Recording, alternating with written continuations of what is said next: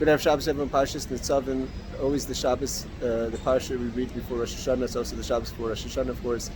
And the Alter Rebbe says the reason is that the Parsha Atem Nizovim Hayom, you're standing strong today, and referring to the Roshechem, Ziknechem, the heads of the people and the elders of the people, the Chachamim, all the way down to the wood choppers and the water carriers, is Hayom. And today's Yom is going on Hayom Techilas Masecha. Today is the day of the beginning of creation, which is talking about the creation of man, which is Rosh Hashana.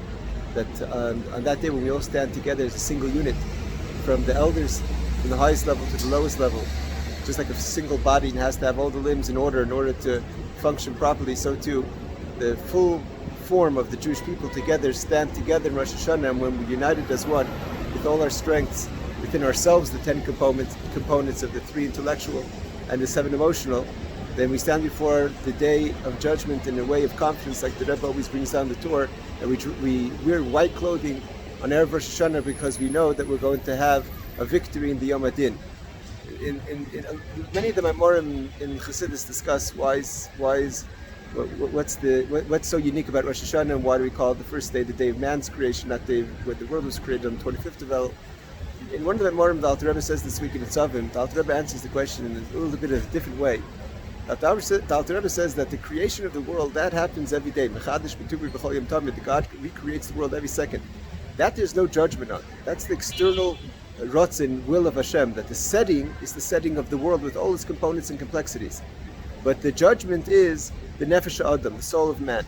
That the soul of man becomes a life force, a force that can make change in this world, a force that could actually accomplish dir b'tachtonim, a force that says, that we say from something hidden do we bring to something alive that's giving life and vitality.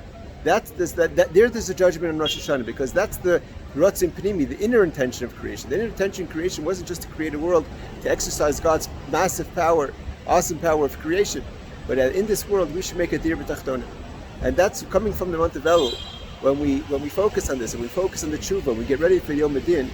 So we have a lot of things that go across through our mind. The Rebbe says we have to be very careful that when we go to Elul, we don't feel insignificant, we don't come to the wrong conclusions. The conclusions should not be that we had a bad year, or that we are not capable, or we don't matter. That's why it has to be simcha. There has to be simcha also in our approach to Rosh Hashana, even if it may be a way of gila, which is a hidden simcha. Like it says, begila bir'ada, that with joy and with shaking, we enter Rosh Hashana, and the revealed simcha comes out in Sukkot, but we must have simcha, because simcha comes from the fact that we recognize that we're able to affect something. And no matter what, Hashem chooses us as His people, and at the core and at the depth, God's choice for us as His people, and the ones who are going to make the kavanah of making this place, the intention of making this place a dir b'tachtonim, is us, and that we can connect to that essence through the call of the shofar, which is a sound which is beyond words.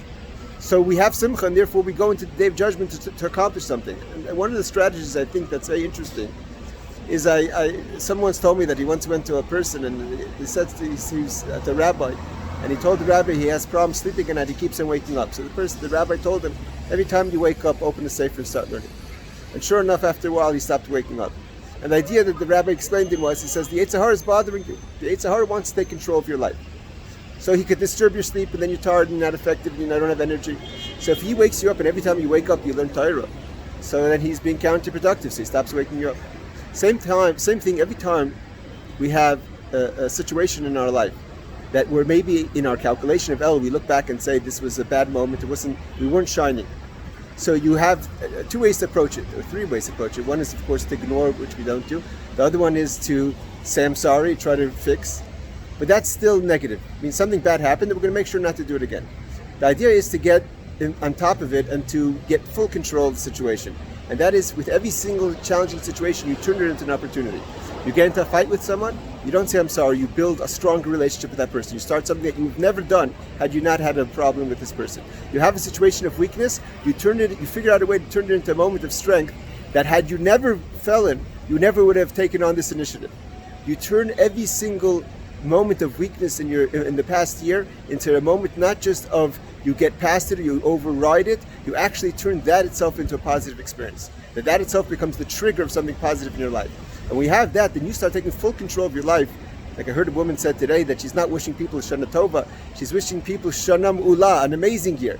And an amazing year means you take back control of your life, you take back control of how you deal with situations. I want to bless everyone with the Ksivach Simatayv, a good bench and everything. The Gash Misparuchim is this should be a year of blessings for everyone.